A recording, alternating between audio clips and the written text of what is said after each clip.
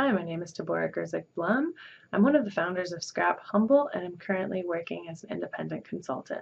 We started Scrap Humboldt about 5 years ago, and during that time, we had to really figure out, as we were building this organization, how we are going to build it, who we are going to communicate to, and what that would look like. We did that by looking at our audience, really trying to figure out who our audience was, what tools they were using, and which ones would be the best for us to put our efforts into. And so we didn't ignore the radio and newspaper and TV because those speak to a certain demographic and they're really important. But we did include a lot of the social media components as well.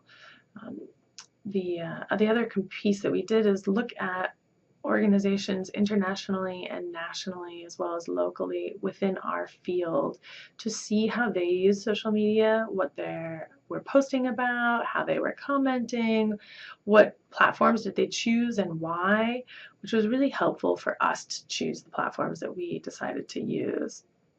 It does a couple things. It helps build your following. It also helps connect you to a local conversation as well as an international conversation, which opens you up for a lot of collaboration and potential, which is really exciting.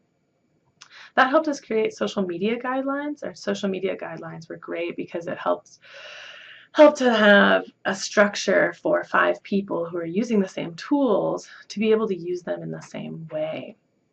So we created a voice or personality that was our organization, which helped us step outside of how we use social media as an individual and to use it as the organization itself and as this other character. We included in that was guidelines for hashtags so that we were using all the same hashtags and that would help build a following. Any kind of spelling, how you want to refer to certain ideas or issues, all of those text pieces are really important to streamline.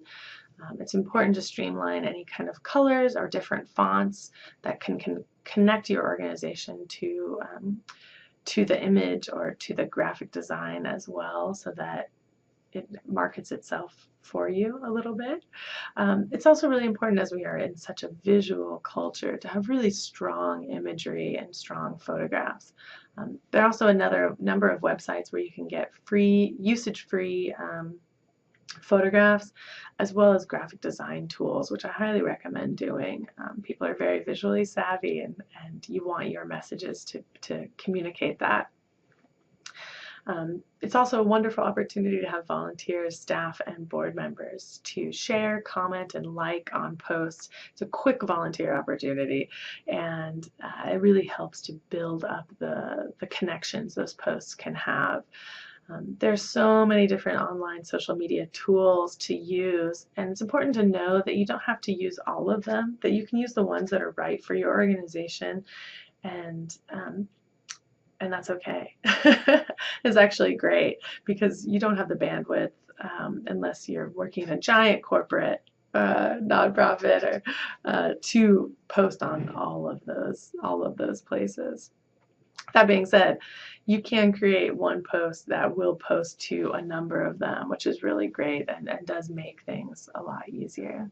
So as you sign up for those social media pieces, there are a number of metrics that you get on the back end of the websites that are really helpful in determining when to post and who's looking at your posts as well. So it helps to kind of really hone in on your communication efforts. Yeah, so I hope that was helpful and enjoy the rest of your day. Thank you so much.